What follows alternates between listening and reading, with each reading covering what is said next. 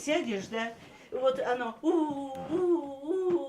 Все жужжит и гудит в квартире у Нелли Анатольевны уже 3 года. Вы знаете, там котлы, там 60 метров идет вентилятор, там трубы. С тех пор, как под ее квартирой появился тепловой пункт для подогрева воды. Вибрация, это что только нет, я 3 года занимаюсь. Греет он воду для всего дома. 8 подъездов, котлы здесь стоят, пока эти котлы нагреются. Но особенно заметно это только здесь. Трогать полотенцесушитель, можно попу уже обжечь. К батареям не прикоснуться. Вот дотроньтесь. А в особо холодные дни тепловой пункт так разогревается, что горячими становятся даже стены. Да, очень горячо. Очень, наверное, градусов 80. И если многие жалуются на отсутствие тепла, то Нелли Анатольевна, напротив, на его избыток. У меня сегодня 10 таблеток от давления, только я...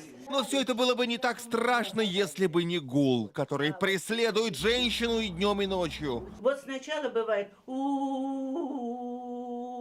Но ночью в последнее время чаще. Шапку пришлось купить.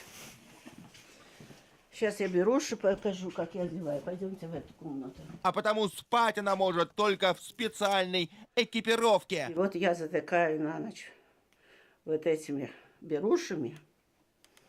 Вот. Шапку одеваю. Вот так, да? Теперь, значит, где эта шапка у меня? Теперь вот эту вот шапку одеваю.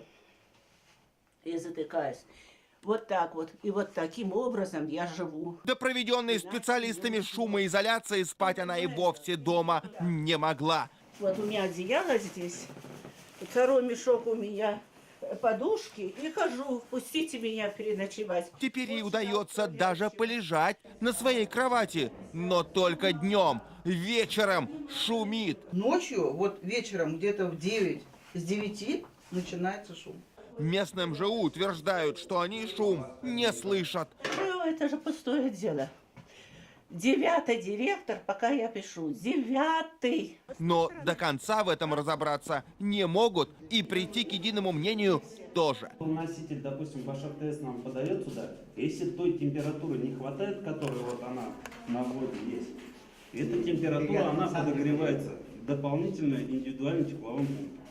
Ничего подобного. хватает? Ничего подобного, он неправильно рассказывает. Как быть, шумит или не шумит? Вот в чем вопрос. Это, скорее всего, неисправность циркуляционных насосов. И пока его пытаются решить, Нелли Анатольевне каждый вечер приходится вновь облачаться в ночную униформу.